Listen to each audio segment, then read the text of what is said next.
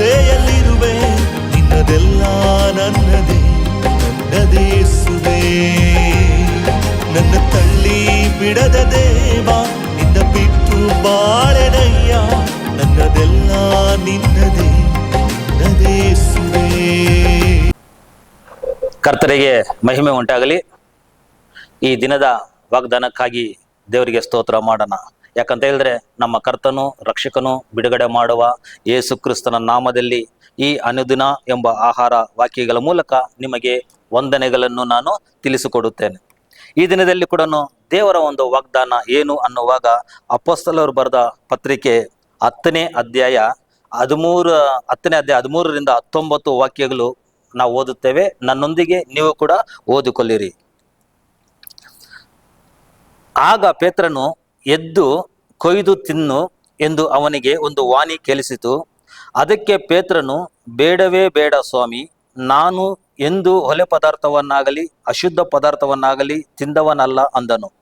ದೇವರು ಶುದ್ಧ ಮಾಡಿದ್ದನ್ನು ನೀನು ಹೊಲೆ ಎನ್ನಬೇಡವೆಂದು ತಿರುಗಿ 2ನೇ ಸಾರಿ ಅವನಿಗೆ ವಾಣಿ ಕೇಳಿಸಿತು. ಹೀಗೆ 3 ಸಾರಿ ಆಯಿತು.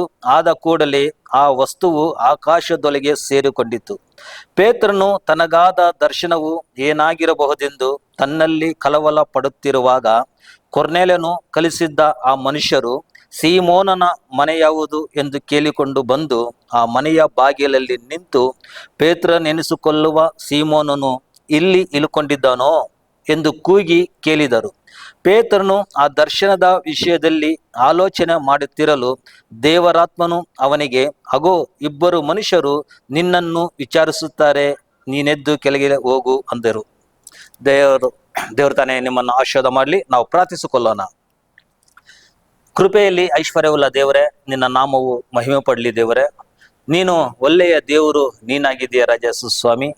ಅಪ್ಪ ಕರ್ತಾಧಿಕರ್ತನೆ, ಪೇತ್ರನ ಬಲಿಯಲಿಗೆ ಯಾವ ರೀತಿ ಬಂದ್ರು ಅದೇ ರೀತಿಯಲ್ಲಿ ಕರ್ತಾಧಿಕರ್ತನೆ ಇದನ್ನು ನೋಡ್ತಾ ಇರುವವರು, ಕೇಳ್ತಾ ಇರುವವರು ಪ್ರತಿಯೊಬ್ಬರೊಂದಿಗೆ ರಾಜ ನಿನ್ನ ಪರಿಶುದ್ಧ ಆತ್ಮರು ಹೋಗಿ ಅವರನ್ನು ಬಲಪಡಿಸಿದ್ದಕ್ಕಾಗಿ ನಿನಗೆ ಸ್ತೋತ್ರ ಮಾಡುತ್ತೇನೆ. ದೇವರೇ ಸುಸ್ವಾಮಿ, ದೇವರೇ, ಈ ದಿನದಲ್ಲಿ ರಾಜ ಈ ವಾಗ್ದಾನಕ್ಕಾಗಿ ನಾನು ನಿನಗೆ ಸ್ತೋತ್ರ ಮಾಡುತ್ತೇನೆ. ಈ ವಾಗ್ದಾನಗಳು ಇದನ್ನು ರಾಜ ನೋಡುತ್ತಿರುವ ಪ್ರತಿಯೊಬ್ಬರ ಹೃದಯಗಳಲ್ಲಿ ಈ ವಾಗ್ದಾನವು ನೆರವೇರಲಿ. ದೇವರೇ ಸುಸ್ವಾಮಿ, ಎಷ್ಟೋ ಜನ ಕಷ್ಟಗಳ ಮಧ್ಯದಲ್ಲಿ, ಕಣ್ಣೀರು ಮಧ್ಯದಲ್ಲಿದ್ದಾರೆ. ಯೇಸು ನನ್ನ ನಾಮದಲ್ಲಿ ಈ ವಾಗ್ದಾನವನ್ನು ಕೊಟ್ಟು ಅವರನ್ನು ಬಲಪಡಿಸಿದ್ದಕ್ಕಾಗಿ ನಿನಗೆ ಸ್ತೋತ್ರ ಮಾಡ್ತೀನಿ. ದೇವರೇ, ನಿನ್ನ ನಡೆಸಿಕೊಡು, ಬಲಪಡಿಸು, ಆಶೀರ್ವಾದ ಮಾಡು. ಯೇಸು ಕ್ರಿಸ್ತನ ನಾಮದಲ್ಲಿ ಪ್ರಾರ್ಥನೆ ಮಾಡುತ್ತಂದೆ. ಆಮೇನ್, ಆಮೇನ್. ದೇವರ ತಾನೇ ನಿಮ್ಮನ್ನು ಆಶೀರ್ವಾದ ಮಾಡಲಿ.